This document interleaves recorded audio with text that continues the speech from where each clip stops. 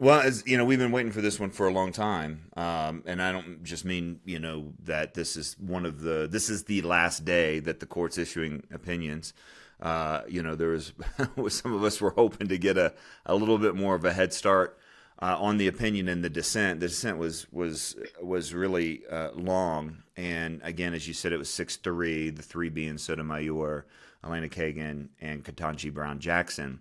Some of the things that they pointed to and said reveal kind of where there is such an ideological divide on the court. In fact, yesterday's decision having to do with affirmative action in higher education, again, points to an ideological or the nature of the ideological division. There's always ideological division, but it's really stark in both of these opinions, in my view. But I also mean that we've been waiting for this one since the Supreme Court gave us same-sex marriage in Obergefell v. Hodges, because what happened back then, and again, we're talking 8 years ago now, what happened was that Justice Kennedy, who authored that opinion, and who essentially, from earlier opinions, put in these kind of strange phrases of penumbras and the right to define one's own existence into the way we talk about law, which is basically inserts expressive individualism into federal law and inserts kind of a robust relativism in there. And assured us that all we had to do was avoid animus. I mean, that if you go back to Obergefell, that's what he said. We just need no animus, essentially, and that just wasn't the case. In fact, we have seen animus from the state of Colorado against private citizens. That's what happened. That's what happened in the Masterpiece decision, and with Jack Phillips. But what the court didn't do in the Masterpiece decision was actually rule on whether or not someone could be forced to speak. The headline of CNN just now: Supreme Court says Christian business owner can refuse to create same-sex marriage websites.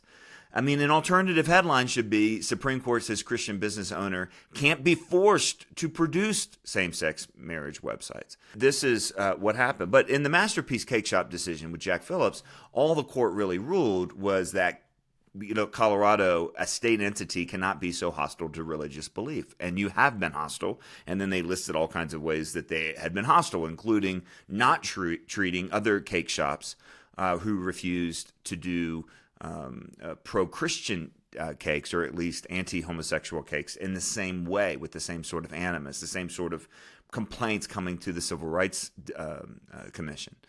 Here, the court was forced to actually deal with the issue at hand. And what they said was that compelled speech is a violation of the freedom of speech.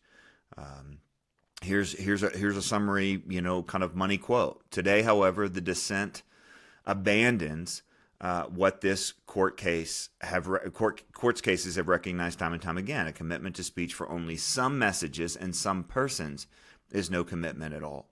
And basically, I think it was a well-written opinion. It just came out 25 minutes ago, so we haven't had quite the time to work through it.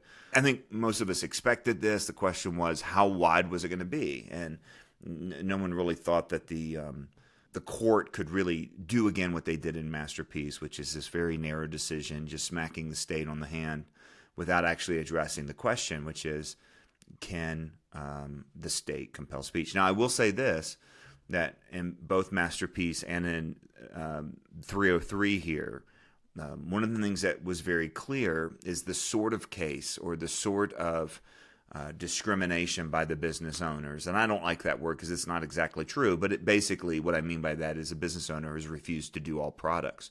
That's not the same as a business owner refusing to serve persons. So had Jack Phillips refused to let this gay couple into his store, had Jack Phillips not had a full track record of hiring people who to work who were identified as gay and lesbian and that sort of thing, but he had a better track record than that. Lori Smith, very clear.